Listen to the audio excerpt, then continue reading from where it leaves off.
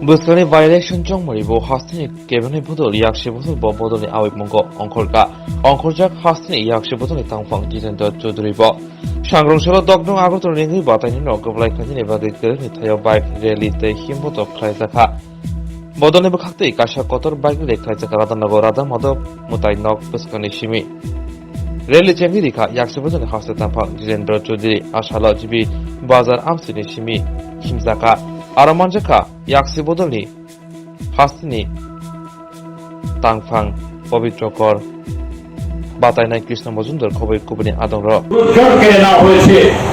এ রাজ্যে আইন শৃঙ্খলা নেই, এ রাজ্যে সর্বত্র আতঙ্ক, কাজ হারানোর আতঙ্ক, জীবন হারানোর আতঙ্ক, বাড়িঘর থাকবে কে থাকবে না তার জন্য আতঙ্ক। একটা নতুন ধরনের ভাইরাস ভারতীয় জনতা পার্টি আমাদের এই সারা দেশ সহ এই ত্রিপুরাজ্যের মধ্যে গত 52 মাসে আজকে এটাকে ছিঁড়ে দিয়েছে। কাজেই সেই বিজেপিকে একটি ভোট নয়, তার সাথে এই বিধানসভা কেন্দ্রে আপনাদের 6 আগরতলাতে যারা দীর্ঘকাল প্রতিনিধিত্ব করেছেন, ত্রিপুরাজ্যে বামপন্থী সরকার থাকার সময়তেও তারা বিরোধী আসনের প্রতিনিধি হলেও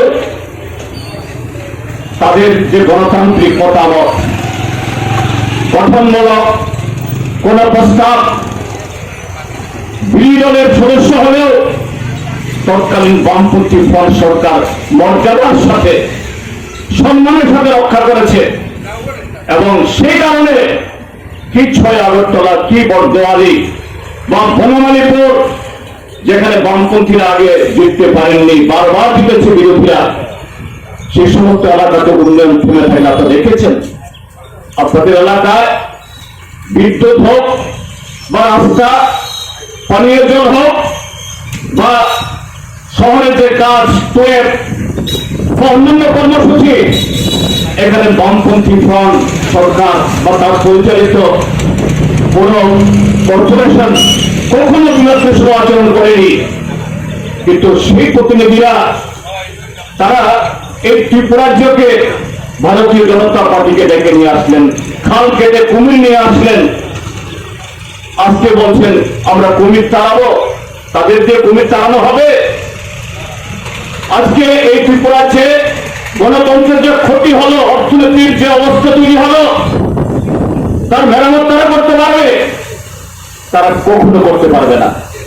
কাজে সেই জায়গায় দাঁড়িয়ে বামপন্থী ফ্রন্টের প্রার্থী ব্যক্তিগতভাবেও আপনারা ওনাকে জানেন, কমরেড কৃষ্ণ মজুমদার, তিনি পৌরসভার কাউন্সিলর হিসাবে, মেয়র কাউন্সিল হিসাবে একজন যে কর্মনিষ্ঠ,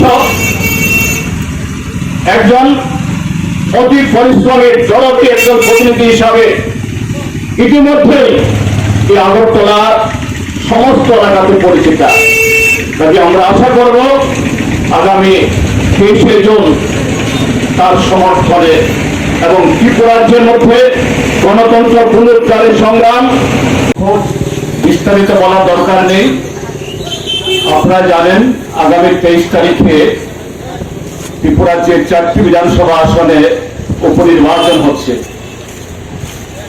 এটা উপনির্বাচন শুধু বললে ভুল হবে, যে ত্রিপুরাজ্যে বিজেপি দলের তাদের পাপের কারণে, অপকর্মের কারণে একটি বিধানসভা কেন্দ্র ছাড়া 3টি বিধানসভা কেন্দ্রে নির্বাচক মন্ডলী এবং তার সাথে এই সারা ত্রিপুরাজ্যের মানুষকে এই অকাল বোধনে সামিল হতে হচ্ছে, যার জন্য জনগণের টাকা খরচ হবে, উন্নয়ন ব্যাহত হবে এবং আপনার সাধারণ মানুষ শুধু যারা ভোট দেবেন তারা না, অন্যান্যদেরও কাজের ক্ষতি হবে।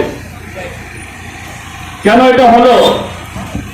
এই যে আসনটা এখানে খালি হলো, আরো 2টো আসন বরদোয়ালি এবং সুরমাতে, এটা গত 52 মাস আগে ত্রিপুরাজ্যে যে ভোট হয়েছিল, সেখানে আজকে শাসক দল তারা 299টা প্রতিশ্রুতি রেখে এ রাজ্যের গ্রাম শহর, এ রাজ্যের সমস্ত অংশের মানুষ, এ রাজ্যের বেকার যুবক, এ রাজ্যের শ্রমিক কর্মচারী তাদের হিতের জন্য যে সমস্ত প্রতিশ্রুতি রেখেছিল এই প্রতিশ্রুতি কার্যকরী হয়নি, এটা পালিত হয়নি।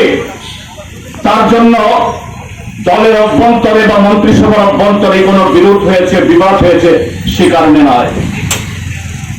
সম্পূর্ণভাবে গত 52 মাস ধরে ত্রিপুরাজ্যকে যে লুটে পুটে খাওয়া হচ্ছে, সেই লুটের আখড়া বখরা এটা নিয়ে যাওয়া, কার হাতে কত ক্ষমতা আসবে তার জন্য বিরোধ। এই জন্য আজকে ভোট, তার জন্য মানুষকে এই বোঝা বইতে হবে, এই কষ্ট স্বীকার করতে হবে, তার জন্য ত্রিপুরাজ্যকে পেছন দিকে ফেলে দিতে হবে। কিন্তু বন্ধুগণ, যেহেতু আসন শূন্য হয়েছে, ভোট হবে, এটাকে শুধুমাত্র যে একটা এই শূন্য আসনে আমার প্রতিনিধি পাঠানোর জন্য সেই ভোট হিসেবে দেখবেন না।